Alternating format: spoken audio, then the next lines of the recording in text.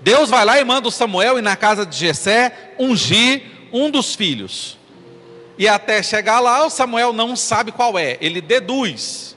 Só chegando lá que Deus dá a direção, que era Davi, que era o último, o filho mais moço, o mais improvável.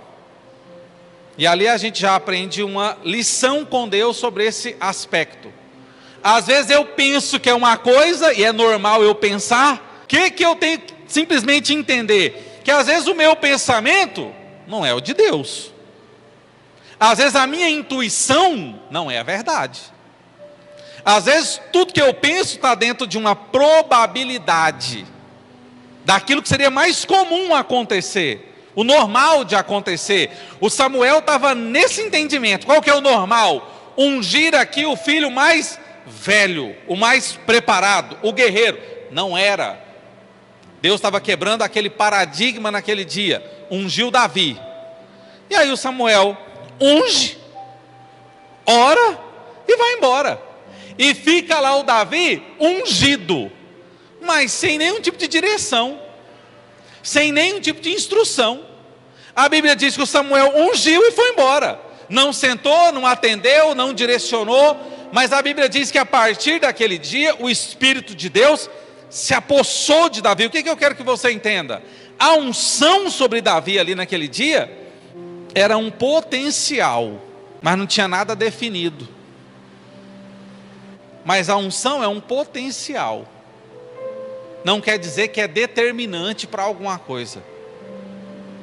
O Davi foi ungido, mas ele conseguiu chegar no propósito dele, ele trilhou o caminho, ele construiu um caminho dele, tomando decisões e fazendo escolhas, e usando esse potencial de unção para se favorecer. A unção é sim um favorecimento. A Bíblia diz que o Espírito de Deus se apossou dele, ele ficou possuído de Deus, uma bênção. Mas o que ele faria com isso? Era a escolha dele. O tempo vai passando, os anos vão passando, Israel está em guerra, aparece ali a pessoa de Golias. O Davi até então não tinha conquistado mais nada, só aquela unção, mais nenhuma instrução, mais nenhuma direção. O Golias está lá afrontando, e o Davi aparece na história, e é aí que a maioria das pessoas o conhecem, porque Deus não mandou ele fazer nada contra Golias, mas o Davi se lembrava, e ele tinha aquilo: eu sou ungido, eu vou usar esse potencial a favor do povo de Israel. E mesmo ele sendo jovem, o Davi com aquela unção, com aquele potencial, quando ele viu uma crise, quando ele viu Israel em aperto, ele se prontificou. Não era orgulho, não era soberba, com certeza não era arrogância, mas aquela memória latente: existe um potencial em mim, existe uma unção em mim, eu fui separado para algo. E aí ele se prontifica. E é interessante o que acontece com pessoas que se prontificam.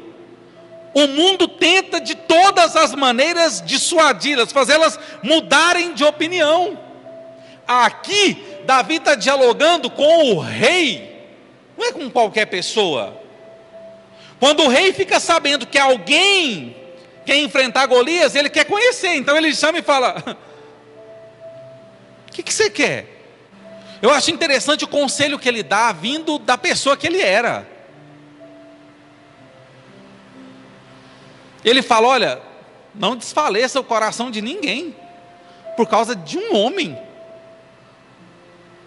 É interessante porque a gente espera esse tipo de apacentamento de uma pessoa já mais velha, com experiência, um ancião que já passou por várias coisas. Eu esperava um negócio desse aqui do próprio rei, mas não, Davi é um menino, ele é um moço. E ele olha todo Israel, inclusive o rei, extremamente preocupado, desesperado. Então aprende uma coisa aqui. Tem situações que vão amedrontar muitas pessoas, mas se eu estou debaixo da unção do Senhor, aquilo não vai me atingir. E o meu comportamento será tão diferente, que talvez assuste as pessoas que estão assistindo. Pensam a chegar o quê? Que é outra coisa. Ou esse menino é arrogante, ou ele é prepotente, ou ele é louco. Porque está todo mundo tremendo de medo, até o rei. E ele chega acalmando todo mundo e falando: não desfaleça o coração de ninguém. Por causa de um homem, ninguém precisa ficar preocupado. Eu vou lá, eu vou resolver. Confiança parece muito com arrogância. Muita gente nem sabe a diferença, a não ser quem está sentindo.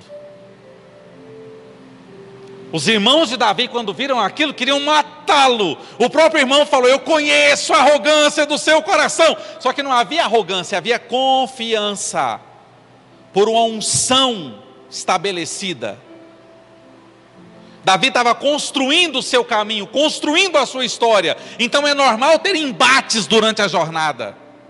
Aí o rei chama e tenta influenciar. Eu quero que você entenda muito bem isso.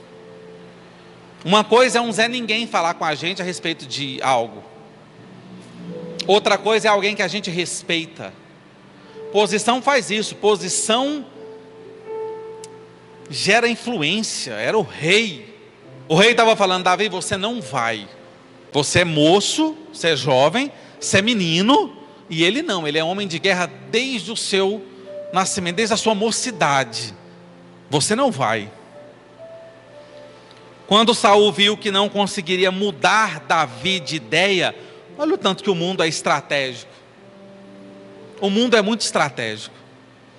Se o mundo não conseguir quebrar você de ideia, vai tentar quebrar a sua identidade.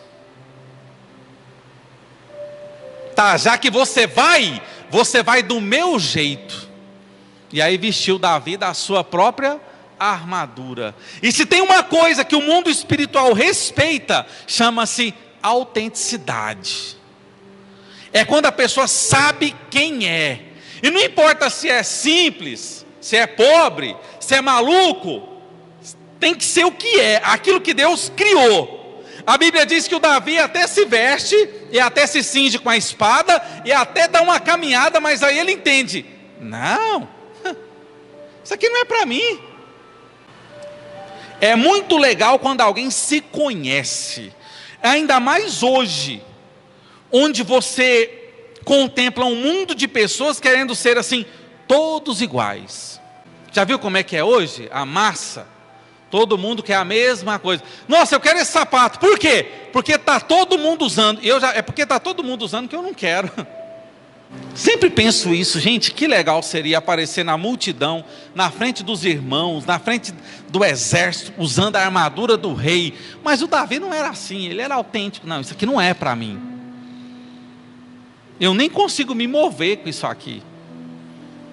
O Davi estava construindo o seu caminho, construindo a sua história. Ele não queria imitar ninguém. Ele não queria ser uma réplica de Saul. Isso é muito bom, porque o Saul estava falhando no seu ministério. Ele estava falhando na sua posição. Ele estava falhando no seu reinado. O que tem hoje de gente querendo imitar pessoas que, no fundo, estão falhando. Construir o próprio caminho significa tomar decisões pessoais, que incorrem em riscos. Sabe o que Davi estava pondo em risco aqui? Sua própria vida. Não era aquele negócio assim: eu vou lá e enfrento ele, se não der certo eu volto. Não, se não desse certo ele morria. Mas quem quer construir um caminho grandioso, tem que aprender a correr riscos. Tem hora que a gente vai estar na berlinda, irmão, com gente julgando, criticando, perseguindo, atacando. Davi estava determinado, é isso aqui. Por quê? Porque eu fui ungido. Deus mandou? Não, Deus não mandou. Eu quero. E aqui é muito legal. Sabe por que tem muita gente parada em muitas áreas da vida, esperando Deus dar uma direção? Lê aqui, se você achar Deus mandando o Davi lutar com o Golias, me mostra. O Davi falou, eu vou lutar porque eu quero. Agora, eu não vou sozinho, Deus vai me abençoar na minha decisão. Isso é fé. Eu vou lutar com Ele porque eu quero, e Deus vai me abençoar porque eu creio. É assim que funciona. Sabe a pessoa que fica esperando a hora de Deus? Você vai envelhecer esperando muita coisa chegar e não vai. Porque a Bíblia diz que em todas as coisas de Deus, eu já tenho sim e já tenho amém. Se o próprio Saul tivesse tido essa iniciativa, eu tenho certeza, ele teria êxito. Mas não. Foi o Davi. Aí ele desceu no riacho, pegou 5 pedras, colocou no alforje de pastor que ele tinha. Sabe por que ele pegou 5 pedras? É aquele, se eu errar na primeira, a segunda está aqui, ó. Ué, eu vou só com uma? Não. Não. Não. Eu sou um atirador e eu sei que não é todas que eu acerto. Então vou me garantir. Simplicidade, mas precisão. Os caras que usavam essa ferramenta, essa arma, eram precisos. Lembre-se, ele tinha a opção de usar a espada do rei, mas ele falou o quê? Não, eu vou na minha, é a pedra, é aqui que eu sou bom. Guerreou, lutou, venceu. Uma vez que ele venceu o gigante, ele começou a liderar as tropas em batalha. É assim que é a vida. Eu vou vencendo e aí oportunidades vão aparecendo. Eu vou desprendendo fé e oportunidades vão aparecendo. Não dá para liderar uma tropa de Israel sem resultado, sem mostrar que eu consigo alguma coisa, não. Primeiro eu venço o gigante, mostro o meu valor, e aí oportunidades aparecem. Muitos de nós queremos uma posição elevada, um salário alto, que as pessoas nos reconheçam. Que resultado você tem? Que resultado? O que você mostra para as pessoas, para que elas olhem em você e confiem em você uma coisa maior? O seu patrão lá, o que você faz para ele olhar em você e falar, não, vou pôr algo maior, vou pôr aqui um departamento, vou colocar pessoas debaixo da direção desse. Você não mostra resultado de nada. E aí ele começou a liderar tropas. E foi vencendo, e vencendo, e vencendo. Fama, ele foi ganhando nome, porque ele demonstrava resultados, batalha após batalha. Agora, cada batalha que ele travava, a vida estava em risco. Cada vez que ele saía para guerrear, era para matar ou morrer. Eu e você, nós temos escolhas. Eu posso decidir o campo mais confortável para eu viver. As horas de sono que eu terei, sou eu que decido. Os momentos de lazer, quantos eu terei, eu posso escolher. Agora, se eu vou trabalhar mais, se eu vou correr risco, se eu vou investir, isso é decisão minha. Agora, as minhas escolhas vão moldar meu futuro. O nome de Davi cresceu. Um dia ele recebeu uma unção e trabalhou a unção. Ele recebeu potencial e trabalhou o potencial. Aqui hoje não tem ninguém mais burro que ninguém. Todos temos potenciais, muitos latentes, muitos aqui habilidades.